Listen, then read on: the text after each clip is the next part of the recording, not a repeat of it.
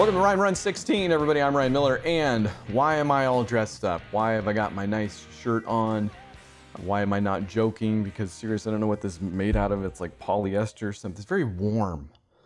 But I've got it on because if you were anywhere near around here about a week ago, plus, I believe, the Patreon launched. The Ryan Runs Patreon exists, is a thing, and has patrons that I wanted to shout out in spectacular fashion. I wanted to shout out Kim. I wanted to shout out Diana. I wanted to shout out Brandon. I wanted to shout out Adam. And I wanted to shout out Greg. Thank you. Honestly, I know it's not much, it's a start. I haven't even begun really the advertising phase of this. I'm hoping word of mouth will carry me part of the way, but I know sooner or later I'm gonna have to try to get in people's faces about this stuff. I think that makes more sense when I have more things under my belt. And even though you didn't get one of these technically last week, you did get a new episode of Chasers, episode 3, where I went through Marvel Universe Series 3 and X-Men Series 1. And I know that's pretty niche, you know, if you're not a comic book type person, you might not even be into those shows all that much, but it is a good way for me to kind of flex my muscles and get back into things as far as that goes, creating series, creating written things, stuff like that. So that series will continue in one form or another, but it really is just a thing of many that I hope to do with this space. So again, thank you, Kim, Greg, Brandon, Adam, Diana. I love you all. Seriously, I do.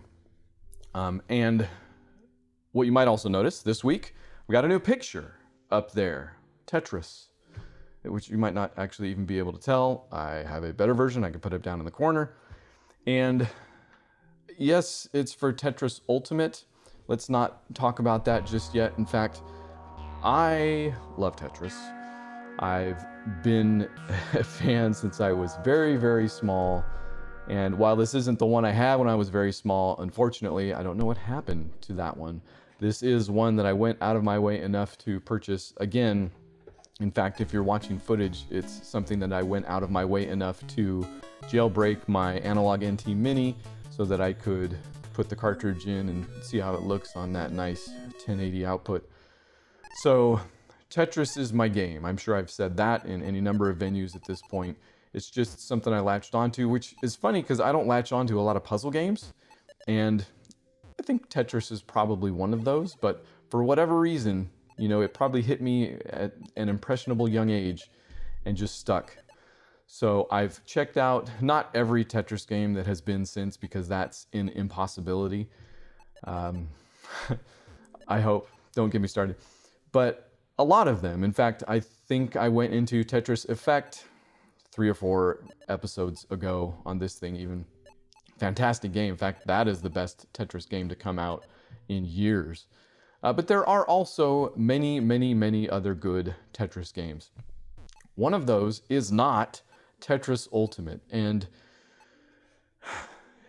I don't know why exactly. Tetris as a property has gone out to many different publishers over the years, traded hands many different times. A lot of that comes down to kind of the mess that it was being developed in Soviet Russia, belonging to the state for however long it did.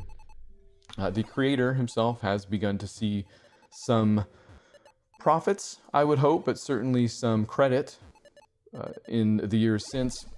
And I'm talking about Alexey Pajitnov. Let's make sure I'm saying his name right. Alexey Pajitnov. Alexey Pajitnov. Why was that a child's voice? The creator of Tetris, who, for creating that game, default must be some kind of hero of mine.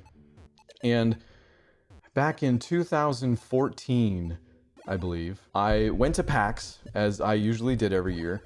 And that's the Penny Arcade Expo. It's a big video game thing that happens out in Seattle. And I think this might have been the second year, might have been the first year actually. They started to have autograph sessions with different people. I want to say Keiji Inafune was there, possibly the same year actually too, the creator of Mega Man. And I think I've mentioned before, I'm not great at autographs. I just like meeting the people and saying thank you and talking to them. A picture, maybe, just to remember. So I did wait in line for this. It was one of those things where if you didn't have something to sign, they would give you something. And the game at the time that was out was Tetris Ultimate. I don't think I had played it yet. If I had, I would have known that the thing was broken beyond belief. Like if you had a certain number of friends, some of the leaderboard stuff wouldn't work. Of course, the achievements wouldn't work either. And even if they did, some of them are ridiculous. Like they had one, which achievements are known for having kind of punny titles or jokes in the names. And one of the ones they had was a joke about not going outside, and it would have taken like hundreds of hours to unlock. So, ha ha. But the game stunk. Was one of the worst Tetris games. Like, I guess when you got down to playing it, there were probably some redeemable things about it, but it didn't even have the best modes, I would say. So just the game itself, we don't need to talk about it, was a stinker. And they gave me a poster because, again, that was the thing at the time. I don't even know how much Alexey was wrapped up in that game, to tell the truth. But it was the thing that they gave me to have something to sign. So I still got something signed, and whatever, I got to stand next to the dude and say thank you and get a couple blurry pictures out of it and then frame it and put it on my wall. I like having it now because the game is so bad and it is signed by somebody so cool. It's a wonderfully, I don't know if that's ironic, but contradictory piece that deserves framing for that reason alone. So that's the new picture up on the wall. And the only other thing I have to talk about this week is what I've been reading in the way of comic books. And I don't have that much even to say about it. My comic book reading has dropped off a little bit, tends to pick up whenever we do a comic book movie or talk about that. So I've had it on my list for a long, long time to read some of the Peter David X Factor books, because those were the ones going around when I was collecting books back in the 90s. And I had a couple random ones. I remember loving Stroman, loving Quesada, who was doing some of the book, and didn't read enough to really get a feeling for Peter David's writing until later on. And to me, anyways, I connected with it on a whole nother level. It just seemed that he was operating on a whole nother level. So I have always had it on my list to go back and read some of those books. And this is, by the way, after kind of the refresh of X Factor. They changed the lineup.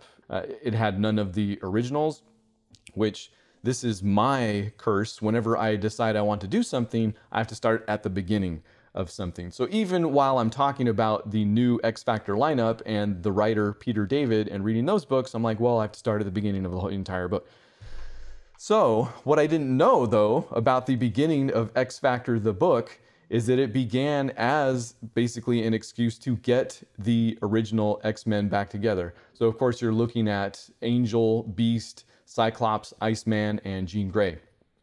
Problem being at the time that Jean Grey was dead. And certainly anybody will know, based on all of the movies that have come out since, that Jean Grey died when the Dark Phoenix took her over or cloned her, depending on what you subscribe to, which is the issue here. Jean Grey being dead, the idea they came up with to retcon that whole thing was that the Phoenix entity cloned her and took her over to such an extent that, because if you'll remember in the comics at least, the Dark Phoenix was defeated because of Jean Grey's goodness was still inside her, kind of type of thing. Well, they explain that by saying that the Phoenix had copied Jean Grey so much that that part of her couldn't be suppressed or whatever it was. But it turns out she was cocooned and placed in the bottom of the ocean back where they thought she died. And this was discovered by the Avengers. Looks like Avengers 263 and Fantastic Four 286. Cool books in their own right. In the Avengers, you're going to get some nice John Buscema stuff. And in the Fantastic Four, you're going to get some great John Byrne stuff. So reasons to visit those books regardless, but those are the ones that deal with Jean Grey's resurrection, directly leading up to the first issue of X Factor. And then I found out that X Factor, like 6 issues in, has the first appearance of Apocalypse, who becomes a huge thing for the X-Men and the Marvel Universe for years to come. So he's going around collecting all of his Horsemen, which of course means that this also follows the run of Angel into Archangel, which at the time, I only knew Archangel, right? I never even knew the story. I didn't know it came from X Factor. I knew that he had been changed. I just had never looked it up. So it's been one of those stories that I've been missing for a real long time. And then I found out that after Jackson Guise, the book was being penciled by Walter Simonson, of all people, before Fantastic Four, which I just read up a little bit on, I think, for our Loki show. But also after his Thor run. So right in the middle of that, he did X Factor. And not only that, but his wife, Louise Simonson, was writing the book. So for all of those reasons and more, I'm sure, I decided to start way back at the beginning of X Factor to kind of get a feel for that stuff. And so far, the books are a lot of fun. It's kind of a strange premise. I always knew that X Factor had this... They're always an agency of some sort. I think they might even have been government agents at some point. But at the beginning of the book, they are literally, X Factor is a front for a mutant extermination agency, or maybe not extermination, but relocation. They're a business that appears to be patronized by people who do not like mutants. They see mutants, they call these guys to get rid of them. And it's all a cover so that they can bring them into their own kind of Xavier school type environment and teach them how to use their powers and stuff like that. But for now, that's where I'm at. And I'm only 12 issues into that, so that's why I don't have too much more to say about all that anyways. In fact, I don't have too much more to say for this show in general. I know not a lot of video game talk, at least having played some, but that will come soon. And if you haven't signed up for the Patreon and you're viewing this, please, I would appreciate more than you could possibly know, or will possibly know, because I'm sending you all personalized messages when you do sign up. So thank you regardless. Again, we're making a go at things around here, and it's only going to get better. Thank you, thank you, thank you, thank you, thank you. See you later.